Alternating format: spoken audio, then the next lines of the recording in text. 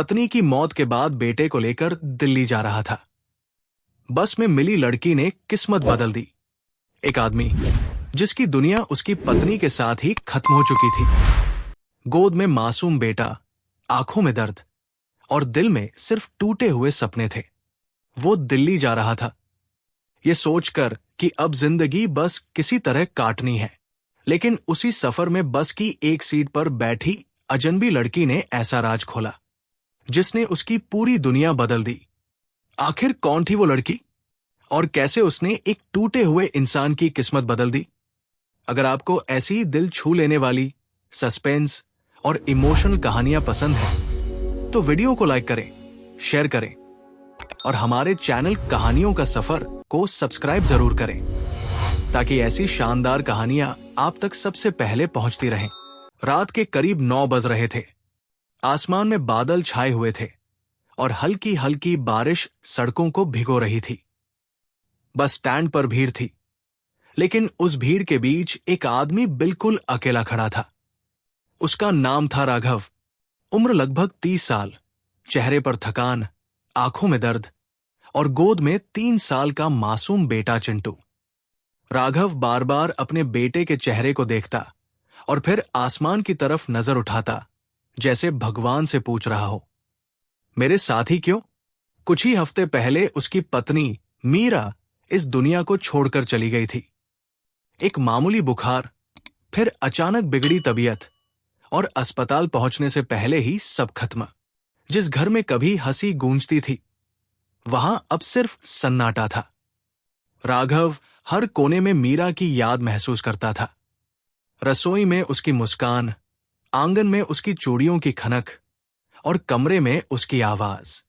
सब कुछ जैसे जिंदा था, बस वो खुद नहीं थी। गांव में रहना अब उसके लिए मुश्किल हो चुका था।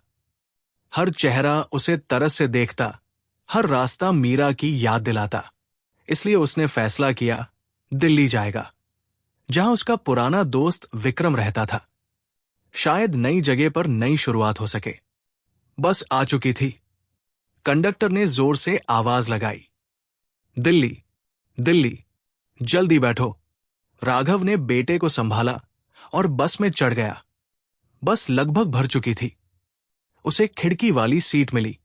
उसने चिंटू को गोद में सुला लिया और खुद चुपचाप बाहर देखने लगा। बारिश की बूंदें शीशे पर गिर रही थी, हर बूंद जैसे उसके दिल का दर्द बयान कर रही थी। बस चलने ही वाली थी कि तभी एक लड़की जल्दी जल्दी बस में चढ़ी।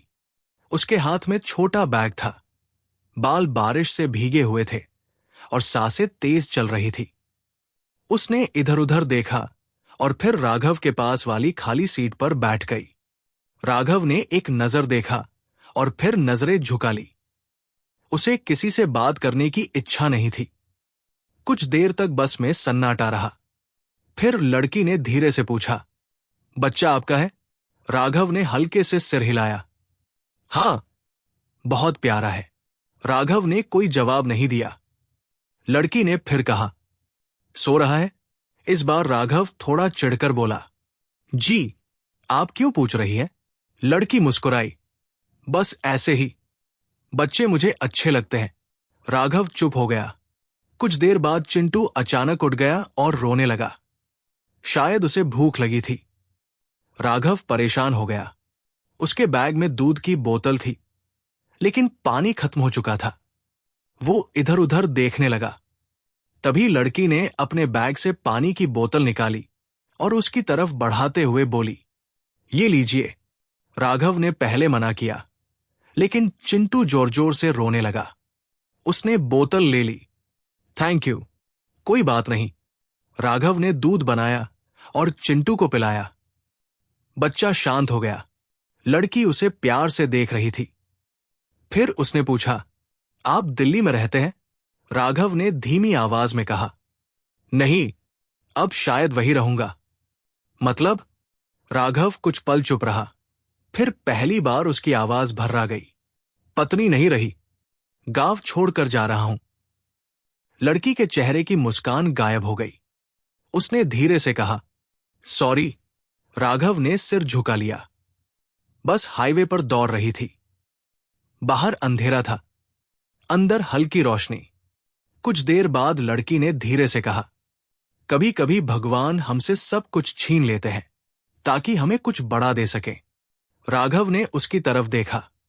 कई दिनों बाद किसी की बात उसके दिल तक पहुंची थी। आपका नाम? राघव ने पूछा। लड़की ने मुस्कुराकर कहा, नैना, मैं राघव। जानती हूं। राघव चौंक गया। क्या मतलब? नैना तुरंत संभल गई।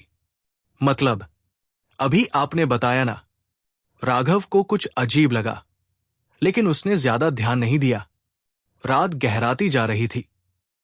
बस एक ढाबे पर रुकी। लोग नीचे उतरने लगे। नैना ने कहा, आप बैठिए, मैं चाय लेकर आती हूं। राघव ने मना किया, लेकिन वो चली गई। कुछ मिनट बाद वो 2 चाय और चिंटू के लिए बिस्कुट लेकर आई। राघव हैरान था। एक अजनबी लड़की उसके और उसके बच्चे के लिए इतना क्यों कर रही थी? उसने पूछा, आप मुझे जानती है क्या? नैना ने उसकी आंखों में देखते हुए कहा, शायद, जितना आप खुद को भी नहीं जानते। राघव के हाथ से चाय का कप लगभग छूट गया। उसका दिल तेजी से धड़कने लगा।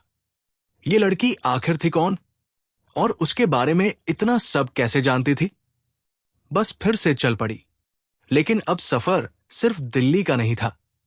अब सफर एक ऐसे राज की तरफ बढ़ रहा था जो राघव की जिंदगी हमेशा के लिए बदलने वाला था। बस फिर से हाईवे पर दौड़ने लगी।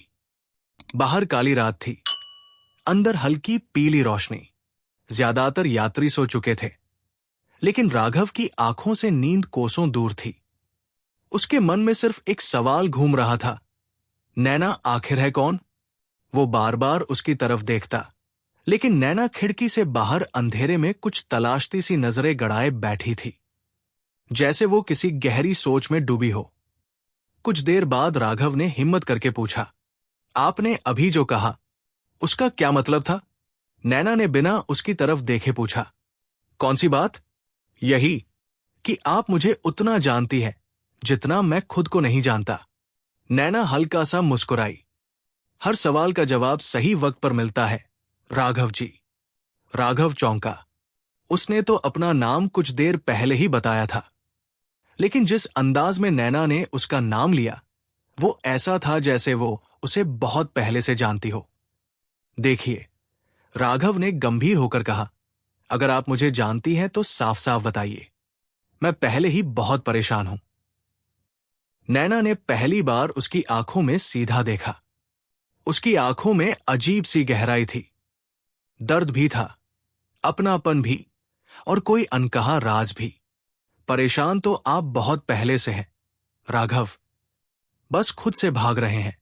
ये सुनते ही राघव का चेहरा उतर गया, क्योंकि ये सच था। मीरा की मौत के बाद वो सिर्फ दुनिया से नहीं, खुद से भी भाग रहा था। उसे लगता था कि अगर वो उस दिन मीरा को जल्दी अस्पताल ले जाता, अगर वो उसकी बात सुन लेता, अगर वो कुछ और कोशिश करता, तो शायद मीरा बच जाती। वो हर दिन खुद को दोष देता था। राघव ने धीरे से पूछा, आपको ये सब कैसे पता? नैना कुछ कहती, उससे पहले ही चिंटू फिर से जाग गया। वो रोने लगा। नैना ने तुरंत उसे अपनी गोद में ले लिया और प्यार से चुप कराने लगी। अजीब बात यह थी कि चिंटू, जो किसी अजनबी के पास कभी नहीं जाता था, नैना की गोद में बिल्कुल शांत हो गया। राघव हैरान होकर उसे देखता रह गया। नैना ने मुस्कुराकर कहा, बच्चे दिल से पहचानते हैं कौन अपना है, कौन पराया। राघव के दिल में एक अजीब सी हलचल हुई। बस कुछ किलोमीटर आगे बढ़ी ही थी कि अचानक जोर का झटका लगा। ड्राइवर ने ब्रेक मारा। बस सड़क किनारे रुक गई। कंडक्टर ने आवाज लगाई, टायर पंचर हो गया है, आधा घंटा लगेगा। सब लोग नीचे उतरने लगे। राघव भी चिंटू को लेकर नीचे उतर गया। रात ठंडी थी। हाईवे के किनारे दूर दूर तक सन्नाटा फैला था। नैना भी बस से उतरकर थोड़ी दूर खड़ी हो गई। हवा में उसके बाल उड़ रहे थे। राघव उसके पास गया। अब तो बताइए, आप कौन हैं? नैना ने गहरी सांस ली। अगर मैं कहूं, मैं आपकी जिंदगी से जुड़ी हूं, तो मानोगे? सीधे सीधे बात कीजिए। नैना ने अपने बैग से एक पुरानी फोटो निकाली और उसकी तरफ बढ़ा दी। राघव ने फोटो हाथ में ली और देखते ही उसके पैरों तले जमीन खिसक गई। वो फोटो उसकी पत्नी मीरा की थी। लेकिन सबसे बड़ा झटका यह था कि उस फोटो में मीरा के साथ एक और लड़की खड़ी थी और वो लड़की बिल्कुल नैना जैसी दिख रही थी। राघव की सांसें तेज हो गई। ये फोटो आपके पास कैसे आई? नैना की आंखें नम हो गई। क्योंकि मीरा मेरी बहन थी। राघव जैसे पत्थर का हो गया। नहीं, मीरा ने कभी नहीं बताया कि उसकी कोई बहन है। नैना ने कड़वी मुस्कान के साथ कहा, क्योंकि उसने मुझे खो दिया था बहुत पहले। राघव समझ नहीं पा रहा था। नैना ने धीरे धीरे सच बताना शुरू किया। हम दोनों बचपन में मेले में बिछड़ गए थे। मैं छोटी थी, किसी ने मुझे उठा लिया। फिर मैं अनाथालय पहुंच गई। मीरा को लगा मैं मर गई। उसने बहुत ढूंढा, लेकिन मैं कभी नहीं मिली। राघव की आंखें फैल गई। कुछ महीने पहले मुझे पुराने कागजात से अपने परिवार का सुराग मिला। बहुत खोजने के बाद मीरा तक पहुंची, लेकिन तब तक बहुत देर हो चुकी थी। क्या मतलब? नैना की आंखों से आंसू गिर पड़े। मैं उस दिन अस्पताल पहुंची थी, जिस दिन मीरा ने आखिरी सांस ली। राघव का दिल धड़कना भूल गया। नहीं, ये नहीं हो सकता। हो सकता है राघव, नैना बोली। मीरा ने मुझे पहचान लिया था। उसने मरने से पहले मेरा हाथ पकड़ा और सिर्फ एक बात कही। राघव बेचैनी से बोला, क्या कहा था उसने? नैना ने कांपती आवाज में कहा, मेरे राघव और मेरे बेटे का ख्याल रखना। उन्हें कभी अकेला मत छोड़ना। राघव की आंखों से आंसू बह निकले। उसे लगा जैसे मीरा फिर से उसके सामने आ खड़ी हुई हो। वो सड़क किनारे बैठ गया और सिर पकड़कर रोने लगा। नैना भी उसके पास बैठ गई। मैं तुम्हारे पास पहले आना चाहती थी, लेकिन हिम्मत नहीं हुई। फिर जब पता चला कि तुम दिल्ली जा रहे हो, तो मैंने इसी बस का टिकट लिया। राघव कुछ बोल नहीं पाया। उसके अंदर तूफान चल रहा था। एक तरफ पत्नी की यादें थी, दूसरी तरफ उसकी खोई हुई बहन सामने बैठी थी। तभी दूर से कंडक्टर की आवाज आई, सब लोग बस में बैठो, चलना है। राघव धीरे धीरे उठा। उसने नैना की तरफ देखा। अब वो अजनबी नहीं रही थी। वो मीरा की आखिरी निशानी थी। लेकिन कहानी अभी खत्म नहीं हुई थी, क्योंकि दिल्ली पहुंचते ही राघव को ऐसा सच पता चलने वाला था, जिसने मीरा की मौत को एक नए शक में बदल देना था। क्या मीरा की मौत सिर्फ एक बीमारी थी, या उसके पीछे कोई और राज छिपा था? बस फिर चल पड़ी, और इस बार सफर सिर्फ मंजिल की तरफ नहीं, बल्कि एक खतरनाक सच की तरफ बढ़ रहा था। सुबह की पहली किरणों के साथ बस दिल्ली की सीमा में दाखिल हो चुकी थी। रात भर का सफर खत्म होने वाला था, लेकिन राघव के मन में उठे सवाल अब शुरू हुए थे। नैना खिड़की से बाहर बड़े शहर की भागती सड़कों को देख रही थी, और चिंटू उसकी गोद में चैन से सो रहा था। राघव बार बार उसे देखता, फिर नजरें हटा लेता। कुछ घंटे पहले तक वो एक अजनबी थी, अब वही उसकी पत्नी की बहन बनकर सामने बैठी थी। बस आनंद विहार टर्मिनल पर रुकी। यात्री उतरने लगे। राघव ने बैग उठाया, चिंटू को संभाला और नीचे उतर गया। नैना भी उसके साथ चल रही थी। दिल्ली की हवा में भीड़ थी, शोर था, भागती जिंदगी थी, लेकिन राघव के दिल में अब भी वही सन्नाटा था। तभी पीछे से आवाज आई, राघव। राघव ने पलटकर देखा। सामने उसका पुराना दोस्त विक्रम खड़ा था। वही विक्रम जिससे उसने रात में फोन पर बात की थी। दोनों गले मिले। कैसा है भाई? विक्रम ने पूछा, लेकिन अगले ही पल उसकी नजर नैना पर गई। वो कुछ पल के लिए चौंक गया। उसका चेहरा अचानक उतर गया। ये कौन है? राघव ने कहा, ये नैना है, मीरा की बहन। विक्रम के हाथ से मोबाइल गिरते गिरते बचा। क्या? राघव ने हैरानी से पूछा, तू ऐसे क्यों घबरा गया? विक्रम ने तुरंत खुद को संभाला। नहीं, बस अचानक सुनकर हैरान रह गया। लेकिन राघव ने उसकी आंखों में डर साफ देख लिया था। तीनों विक्रम के घर पहुंचे। छोटा सा फ्लैट था, लेकिन साफ सुथरा। विक्रम ने रहने का इंतजाम कर दिया। राघव थक चुका था, इसलिए कुछ देर सो गया। लेकिन जब उसकी आंख खुली तो बाहर हॉल से धीमी आवाजें आ रही थी। वो दरवाजे के पास गया। नैना और विक्रम आपस में बात कर रहे थे। विक्रम की आवाज कांप रही थी। तुम यहां क्यों आए हो? नैना ने सख्त लहजे में कहा। सच बताने। कौन सा सच? मीरा की मौत का सच। राघव के पैरों तले जमीन खिसक गई। उसने दरवाजा खोला और गुस्से में बोला, कौन सा सच? दोनों चुप हो गए। राघव चीखा, बोलो, आखिर क्या छुपा रहे हो? नैना ने विक्रम की तरफ देखा, फिर धीरे से बोली, मीरा की मौत बीमारी से नहीं हुई थी। राघव की सांस अटक गई।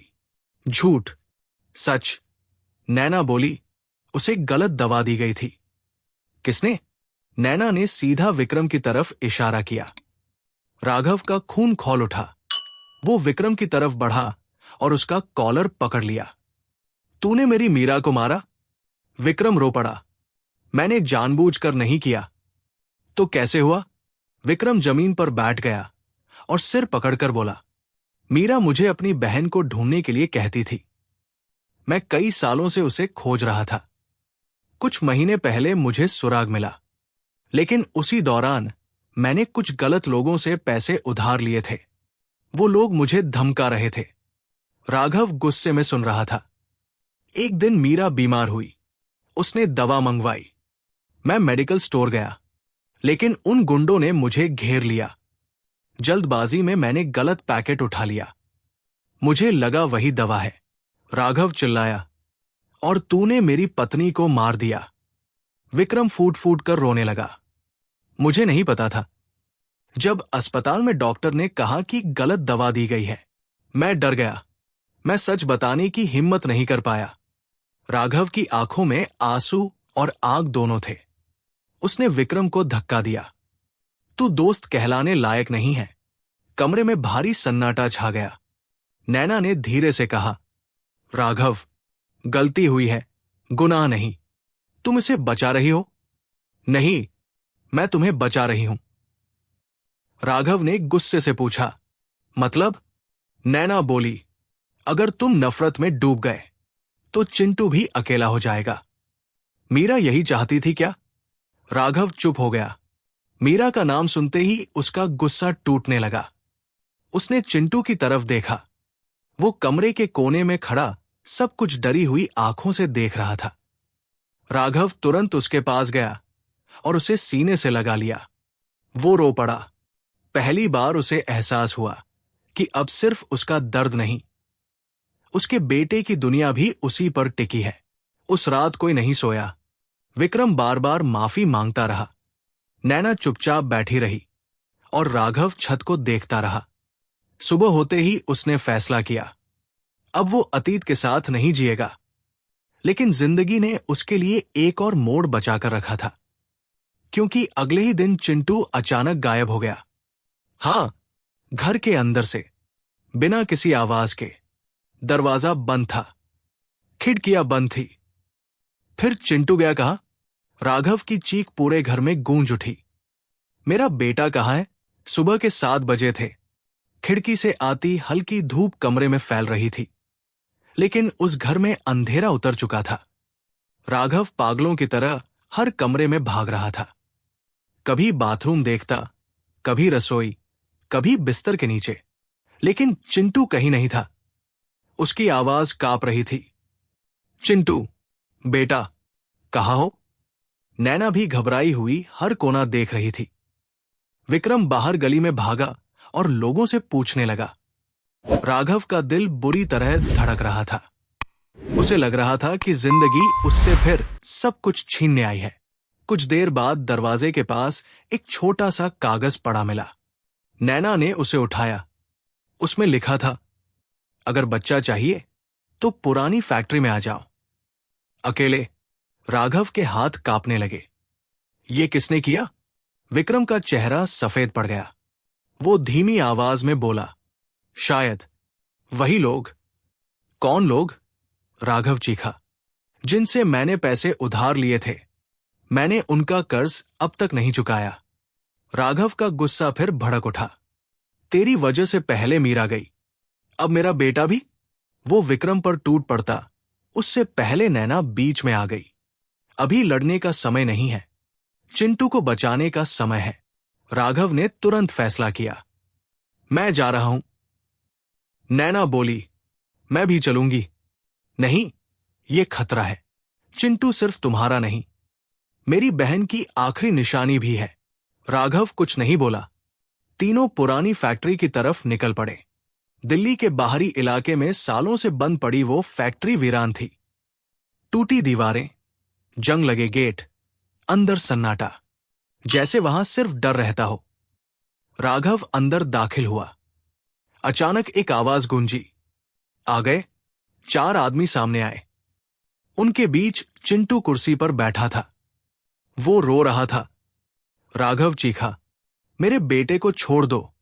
उनमें से एक आदमी हंसते हुए बोला, इतनी जल्दी नहीं, पहले हमारा पैसा। विक्रम आगे आया, मैं चुका दूंगा, बस बच्चे को छोड़ दो। आदमी ने उसे थप्पड़ मार दिया। बहुत मौके दिए थे। राघव गुस्से से भर उठा, लेकिन तभी उसने देखा चिंटू डरा हुआ नैना की तरफ देख रहा था।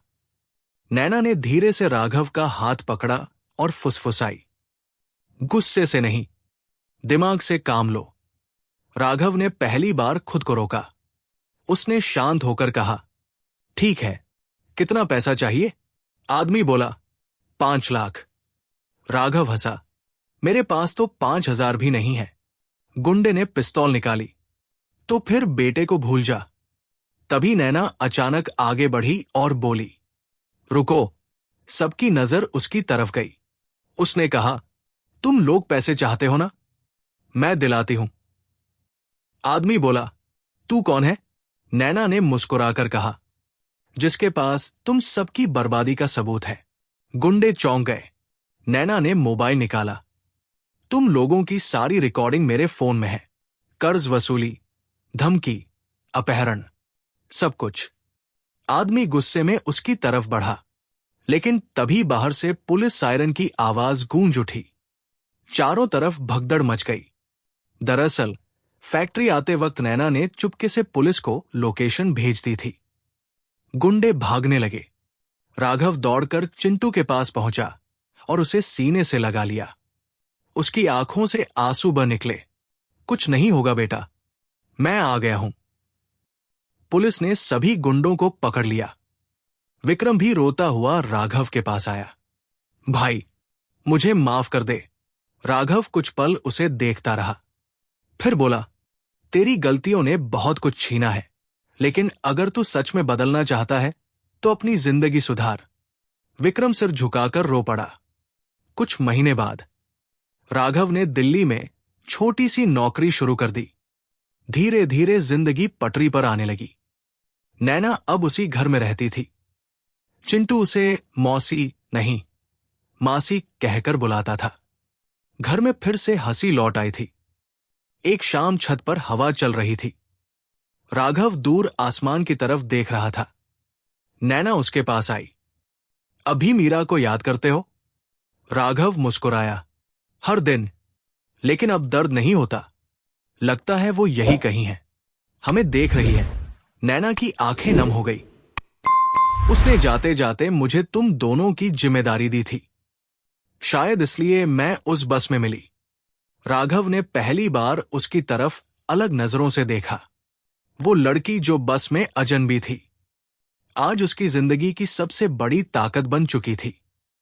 चिंटू दौड़ता हुआ आया और दोनों का हाथ पकड़ लिया। चलो ना, नीचे खेलते हैं। दोनों हंस पड़े।